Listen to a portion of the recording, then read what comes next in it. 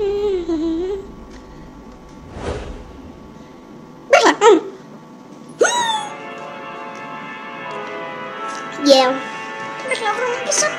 Yeah, we're here again.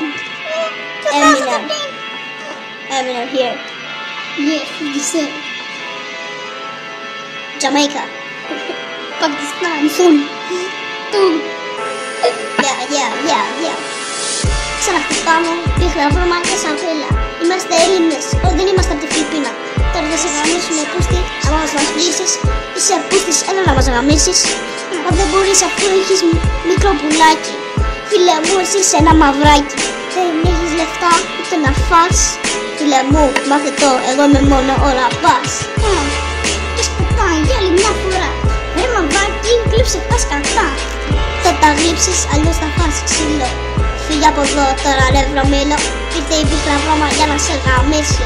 Μαζί με τα κακάκια θα σε διαλύσει. Τώρα εδώ θα δεις τι πάει να πει freestyle. Το κακί μου είναι ακριβό γιατί είναι Calvin Klein. Τώρα άκουσε καλά, σου μιλάω αυθεντικά. Είσαι μια φλωρούμπα που βρώμα σκατά. Άκουσε το καλά, μόλι μαύρη. Τώρα έλα να σου φάτεις μπούτσα μου πάλι.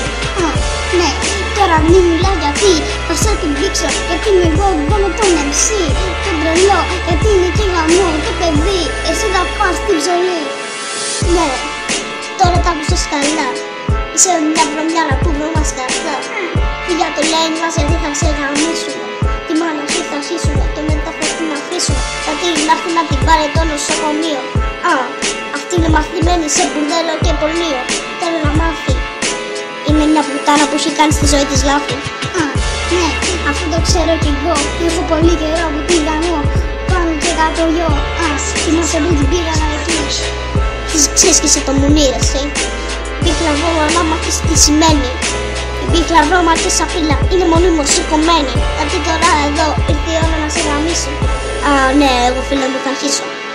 Για να μάθεις τι θα πεις. Σκάσε με πουτάνα, εγώ είμαι ο MC's. Τώρα άκουσε το καλά, τα πάνε και τα κακάκια. Εσύ είσαι μια πιχλιάρα που βρωμάς σκατάκια και κουραδάκια.